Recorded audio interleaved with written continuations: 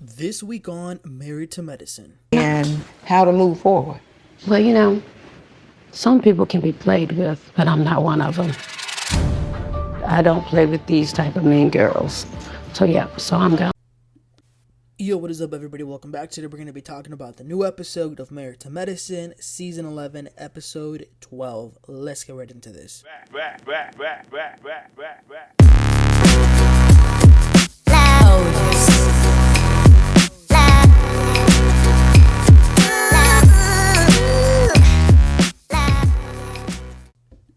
So the couple's trip of hell continues. So Quad's man has decided to take his shirt off and go after Dr. Craig. Listen, had it not been for Check and Steven, this would have been even worse. Like, way worse. So, right now, we're picking up the episode with just pure chaos. King looks like he's about to beat the hell out of Greg. Quad is screaming, no, no, no, please.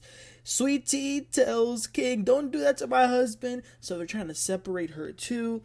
Thankfully, they're able to successfully separate everybody. I'm so happy that they were quick enough to stop it because King probably, I don't know if he's got too much to lose, but Dr. Greg, on the other hand, 15 years of medical school and decades of work, it's not worth it.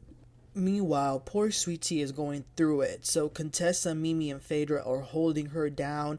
And Sweetie says, why is this happening? Like, I'm ready to go. So Contessa leads a prayer. She says, Lord, this is a covenant of love and a safe space. And Phaedra seems to be speaking in tongues. Now, let me say this. Within the Christian faith, there are many different interpretations on speaking in tongues. And that's a whole different conversation in and of itself. However, what I thought was one of the most stupidest freaking comments this episode was Simone sitting in her confessional and saying, I don't understand why God would use Phaedra to speak to T.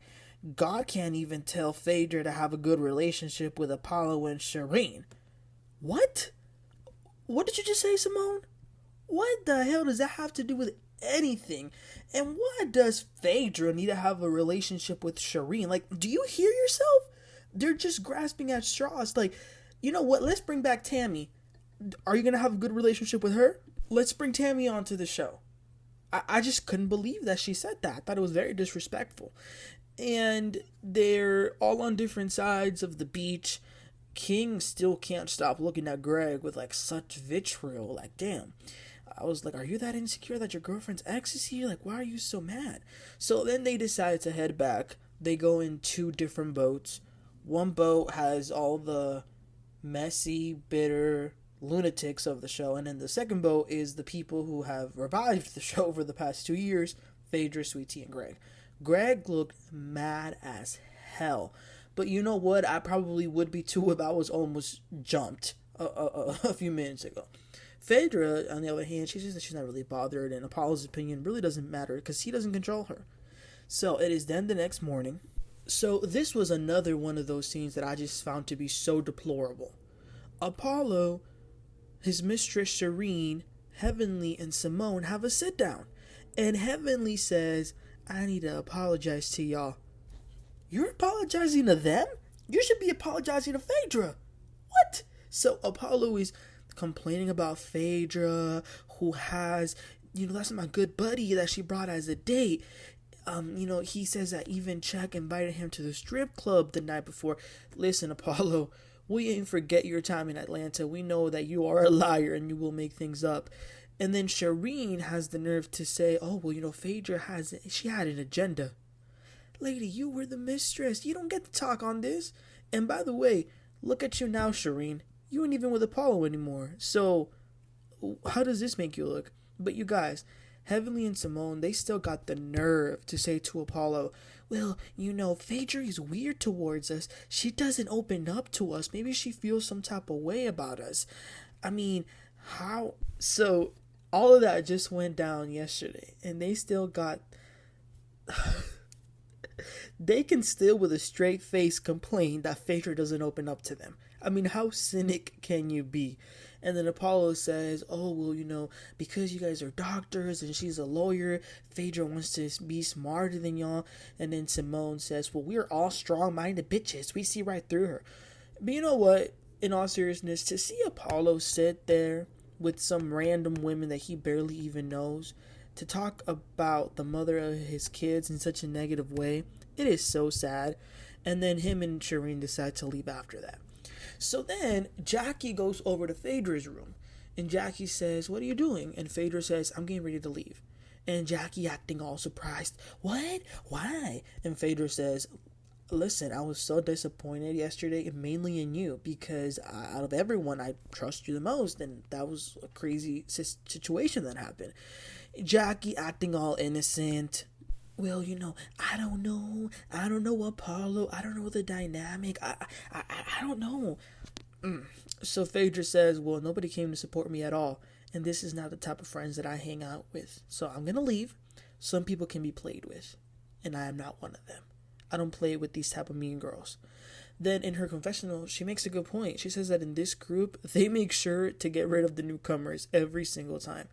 Jackie says, do you really want to leave like this? And Phaedra says, yeah, I do. She then leaves with a check, and a private jet is waiting for her. And you know what? When they go low, you go high on your private jet. Period.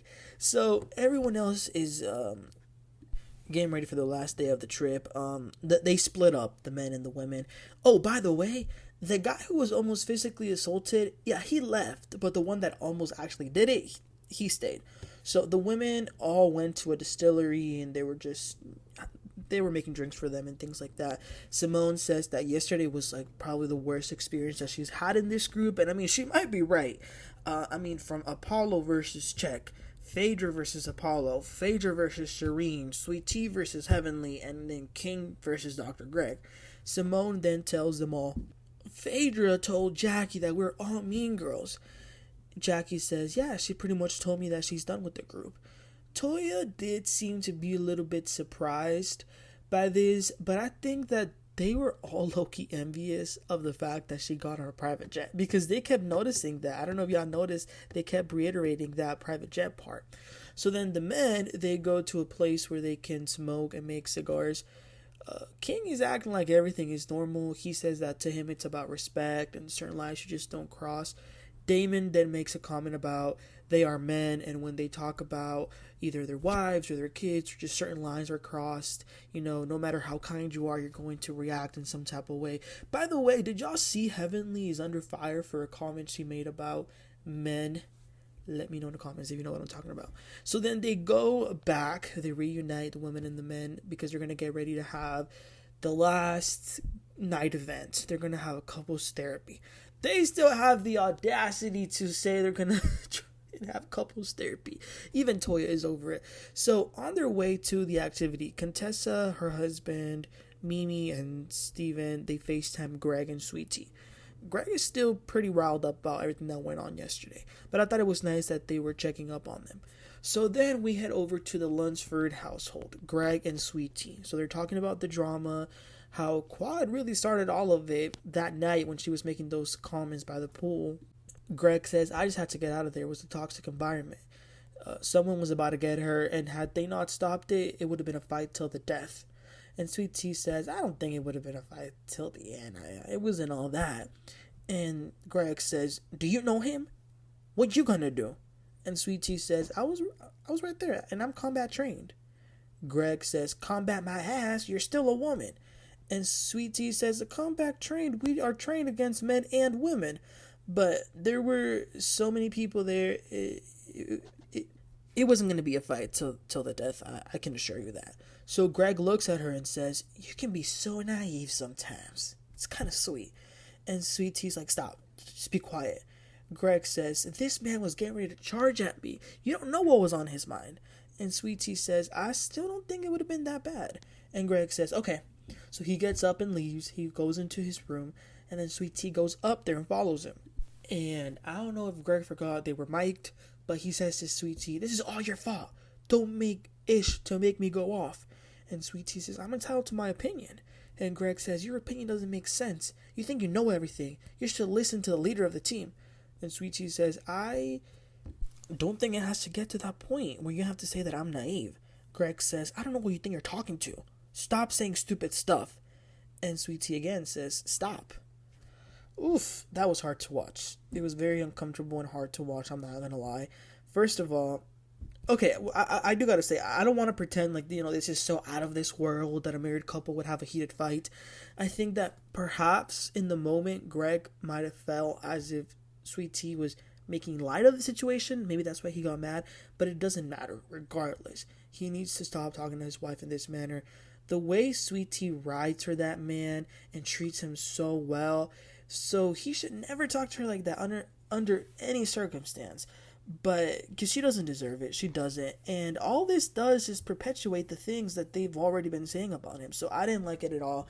He owes an apology, and he should never ever talk to her like that, especially for someone who loves him so much and is so good to him. So back to the couples trip. Simone is talking about tonight we're all going to wear yellow. Yellow is the color of friendship. We're going to be positive and we're going to hear each other out. Really? Also, Heavenly says, Mimi, welcome to the group. We welcome you. Listen, Heavenly might have said welcome to the group, but what I actually heard, my translation of that was, Mimi, welcome to the group. If you stick around, we will come after you and your husband eventually. But it was funny that Mimi says that she brought some lemons for like the listening exercise, and they also brought that bowl that Steven bought for $5,000 that Quad made for the auction.